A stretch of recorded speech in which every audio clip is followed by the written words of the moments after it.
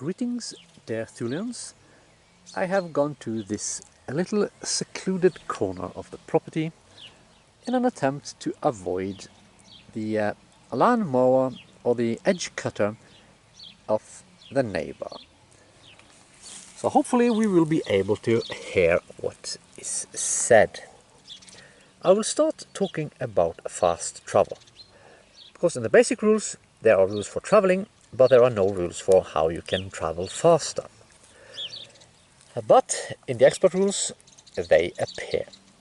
And how this is done is simply that you cut the movement point cost in half at the expense of a little constitution test every time you enter a new hex. And if you fail, you become tired. And for each additional hex beyond the first travel into, using fast travel, you adjust the die by +4. In other words, you will quickly become tired. And if you are tired and you fail a constitution test, you lose a hit point to reflect exhaustion, aches, pains, minor injuries, sore feet and strains on the muscles. And of course, if you are encumbered, poisoned, seriously injured or sick, you cannot fast travel. Now there's a little rule here for how you can travel by flying if you are a sorcerer, change into a bird. If you have a settlement, there is now a weekly chance that the settlement or a hex under its influence will be exposed to an attack by raiders, marauders or even invaders, or indeed a normal random encounter.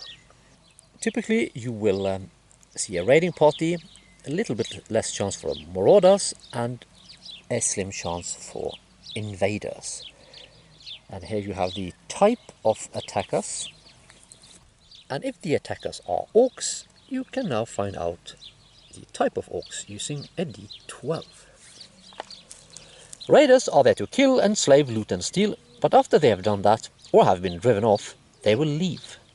And a Game Master can turn the hunt for their lair, of course, into an adventure. Marauders are like raiders, only they will try to occupy a hex or even a settlement for some time, if they can, possibly holding the inhabitants hostage and demanding a ransom and so forth. Invaders are like marauders, only their intentions are to take the hex or settlement or fortification for themselves and keep it. Now this is a way to create organic villain realms using just dice and random results. You now also have a chance for an urban encounter if you are in a city. And this particular urban encounter chart, or shall we call it, is for Norvik, because you have to make one if you have a new city. You have to make one because you have to adjust it depending on the factions present in the city. You also have some rules here if you, for example, travel into a cleared hex that is under the influence of another realm. How will that go? Here is a rule telling you how you can calculate the resistance that will be put up by a hex that is under attack.